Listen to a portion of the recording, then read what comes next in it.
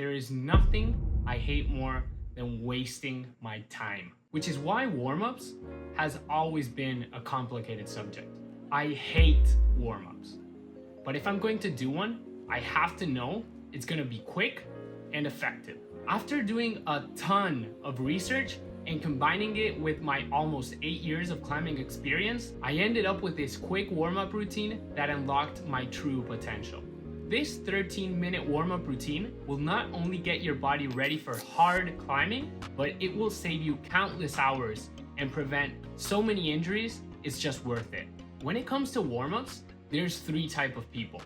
Those who don't, those who only focus on fingers, and those who spend like 2 hours hitting every single muscle across the body. But what if I told you there's a 4th option? A warm-up routine that will target every essential muscle, takes less than 15 minutes, and will actually make you a better climber. Even if you've been climbing for a long time, I'm almost 100% sure there's at least one thing in this video you've never heard of before. There have been a lot of comments in my previous videos wanting to know the secret behind my warm-up routine, so I'm really excited to share this with you guys. Any warm-up should serve 3 main purposes: activate the body, prevent injuries, and improve your climbing. Most climbers only focus on one of these and end up regretting it. I used to not even warm up at all, but it always left my fingers creaky and tweaky after climbing. After a few years, I got my first pulley injury. That's why I started using a hangboard. This helped me prevent injuries, but whenever I got on the wall, my movement was still clunky and forced. So after many years of injuries and disappointments, I finally took the time to do the real research and see what actually works. I ended up on this warm-up routine that's based on proven methods, and the best thing is, anyone can do it. Don't worry about writing any of this down. At the end of the video, I'll give you a link to a downloadable PDF. So just relax, go full screen, and listen to the sound of my beautiful voice.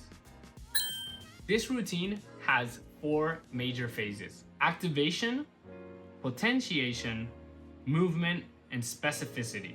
It's really easy to remember. It just rolls off the tongue.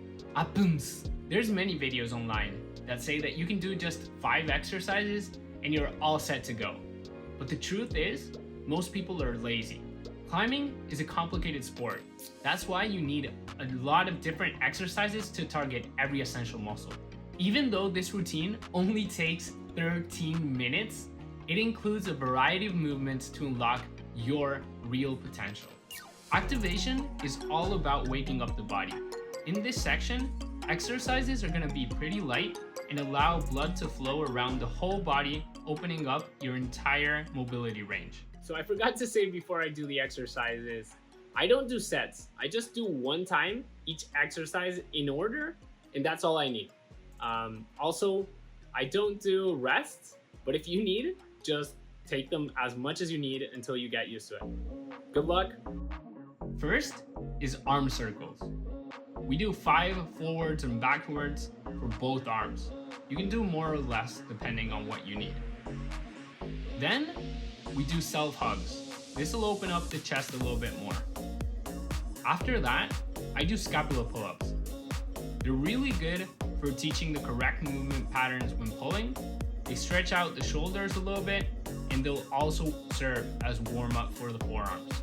Most people don't even use their legs. That's why we're gonna start by doing dynamic kicks forwards and backwards. This will open up your hips and will make you think about your legs a little bit more. After that, we'll do the same thing but to the sides. Opening up for the side split, it's gonna help to get your hips closer to the wall and just get more range in general.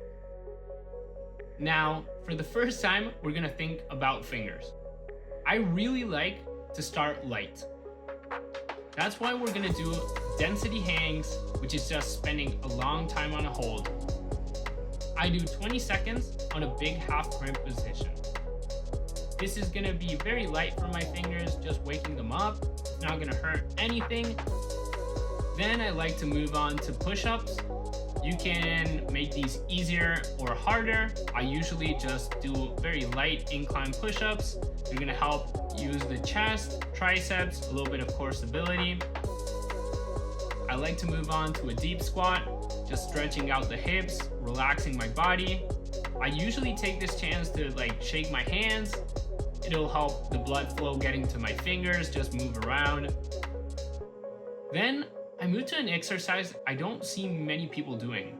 Just a one-arm hang or a one-arm scapula pull-up. Doing the one-arm hang needs a lot more shoulder stability than most people think about. When you do this exercise, try to concentrate on controlling everything from the shoulder, not the wrist or the hand. So just relax into it, kind of flex the inner muscles of the shoulder and face forward. Try not to spin around. And if you do spin around, do it on purpose. Turn to the left or to the right. Now, a little bit of a harder version of this would just be doing the one-arm scapula pull-ups. They're really good for unlocking the one-arm pull-up. Shoulder stability is a surprising thing that not many people talk about. Then I like to do shoulder rotations or no monies. Just basically pulling a band to the side with your shoulder. You can do this standing up, you can do this squatting, you can do this seiza, which is just sitting on your legs. It's very Japanese and I feel that it's a really good stretch on the knee. Now look at the time. Almost no time has passed. By now, you'll feel that your body is warm and ready to go. But this is where most people leave gains on the table. They'll just go and climb easy boulders and start doing their project. Now is the time to get into shorter, more intense exercises. But remember, tendons and ligaments take more time to adapt because of their restricted blood flow. So muscles are going to be ready, but you still want to take time on your fingers. This is why I still do half crimps on 35 mils with my feet on the floor. So it's about 50%. I take like 10 seconds, pretty chill. My fingers are not ready to pull, just waking them up. I like to do deep Cossack squats just to the side. This helps a ton on hip, knee, and ankle mobility, which was a big game changer for me. Also, having a little bit of confidence that you have enough strength in your leg to get very deep and push out of it is huge. I also do hip thrusts, which are great for glute activation and tension on the wall. You really want to feel your glutes firing up. I have really weak glutes, so this exercise helped me a ton. Then what I do is something I learned from the Alex Mago's climbing channel. This is something you want to do very light. Feet on the floor, barely pulling on the fingers. You're gonna do individual fingers half crimp.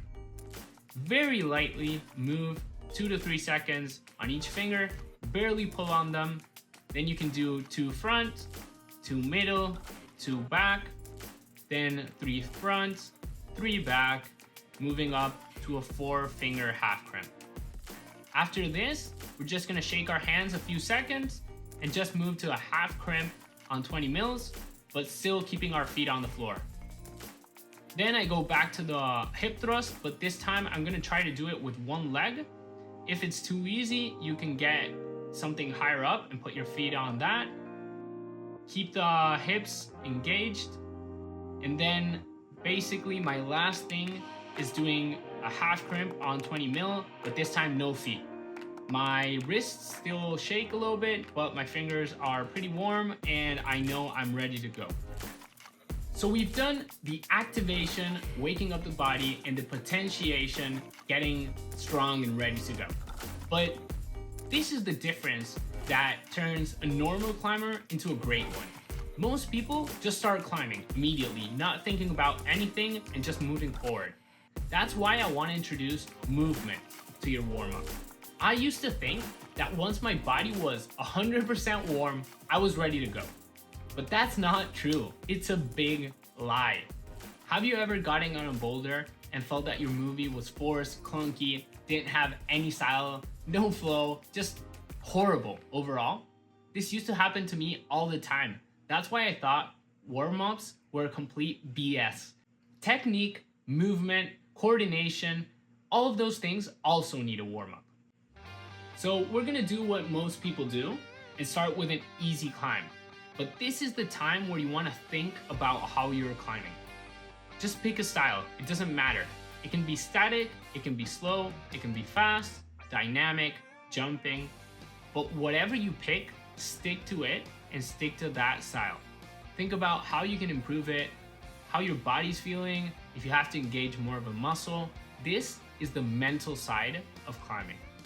Climb at many different angles. If you've been doing overhang, now go on to a slab. From slab to vert, from slopers to crimps. Also, this is a great time to practice some drills, like silent feet, or pick boulders to practice certain techniques on. I don't know if I'm the only person to do this type of stuff, but if you also do them and have any drill to recommend, just put it down below so that we can all try it out. By adding this into our warm-up, we ensure that movement is a constant priority. We do it every single session and the gains compound. If training your body gives you confidence in your strength, working on movement gives you confidence in your climbing. I usually do a bunch of boulders back to back, and thanks to the warm-up before, I never get flash pump. Also, by changing the angles and the types of holds, I never feel really tired because after doing overhang, I might do a slab, and that just gets me back. After about 5 minutes of this, I'll take a bit of a rest and I'm ready to do whatever my goal is for that session. Before I started to plan my sessions, my only goal in climbing used to be just climbing the hardest thing every single day. But this would always lead to injury or plateau. That's why now, what I do is that every single session has one main goal, and those small objectives all lead up to a bigger one. If you're not sure what your goal for that session is, something that will always improve your climbing is working on your weaknesses. That's why I do exercises like these. But if your goal for that session is climbing a specific project or maybe rehabbing an old injury, this is the time for that. The great thing about this section is that it applies to you. And if you're stiff like me, you can just spread these movements out in the activation phase. What I love about this routine is that you can tweak it to your needs. It doesn't have to be a win-all be-all. That will never work. And by understanding the fundamentals, you know not only what you should do, but when you should do it. Warming up is crucial for a long and successful climbing career. But there is still one big thing that will always hold you back, and most climbers don't even know it. The crazy thing is, it's so easy to fix, it feels like cheating. That's why you should watch this next video to unlock your real climbing potential.